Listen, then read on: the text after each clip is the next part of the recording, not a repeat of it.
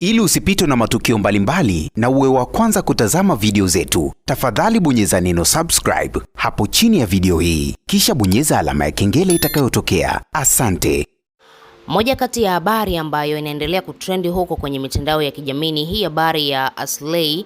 Na Aslay, hii video yake ambayo imetrendi mitandaoni akiwa anaonekana yupo huko Kongo akiwa anafanya show za chaka tu chaka, lakini pia ni kama vile hali yake haipo sawa, wengine wakiwa wanamuonea huruma, lakini pia mastaa wengi mbalimbali wamejitokeza, wengine wakiwa wanatamani kumsaidia msanii Aslay kwa sababu kipindi ambacho anakipitia ni kipindi kigumu yeye kama msanii, kwa sababu tunafahamu wasanii wengi wa sanaa ya muziki, sanaa inapowakataa au ni kama vile muziki wao unaposhuka, wanakuwa na mawazo sana na kujiuliza tutafanya kazi gani. Ndio maana wasanii wengi sana sasa hivi wameweza kuinuka, wanapopata pesa wanaamua kufungua biashara, wanapopata pesa wanaamua kuwekeza mahali, ili mradi tu muziki unapokuja kushuka, kwa sababu kwenye muziki kuna kushuka na kupanda.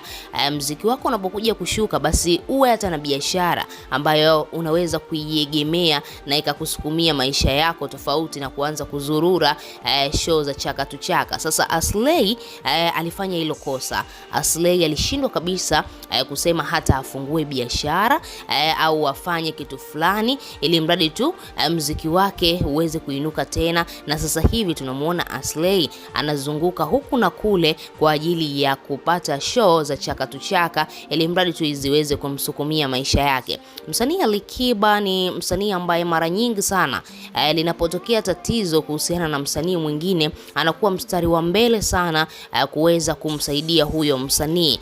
Na Alikiba kwa mara nyingine ameweza kuzungumza kwa uchungu mkubwa kuhusiana na ile sakata la Aslay. Na Alikiba ameweza kumuomba Aslay kama anaweza kwenda pale Crown Media waweze kukutana, wazungumze, ili mradi tu ajue namna gani anaweza akamsaidia Aslay. Basi itakuwa ni jambo jema sana. Mara nyingi sana Alikiba huwa anafanya hivyo, lakini pia ukizingatia sasa hivi ni mwezi mtukufu wa Ramadhani, Alikiba yupo katika mfungo, basi akaona ni kama swadaka fulani hivi, ukimsaidia mwenzako kama yupo katika matatizo, basi ni kama vile unapata thawabu. Alikiba ameona ya nini niendelee kuzungumza, ya nini niendelee kuliangalia hili swala, lazima niliangalie kwa jicho lingine. Alikiba ameweza kumlilia Aslay kwamba kipindi ambacho anakipitia hata yeye pia kama msanii alishawahi kupitia kipindi kama hicho. Kwa miaka yote yupo katika tasnia ya sanaa ya muziki, sio kwamba siku zote alikuwa anafanya vizuri, sio kwamba siku zote muziki ulikuwa unamuendea vizuri. Kuna kipindi alikwama na anamuelewa hali ya Aslay kwa sasa hivi namna ambavyo ilivyo. Hivyo basi Alikiba amemwomba Aslay akipata nafasi aweze kufika pale Crown Media, na yeye pia kama CEO atapigiwa simu kama hatakuwa hayupo,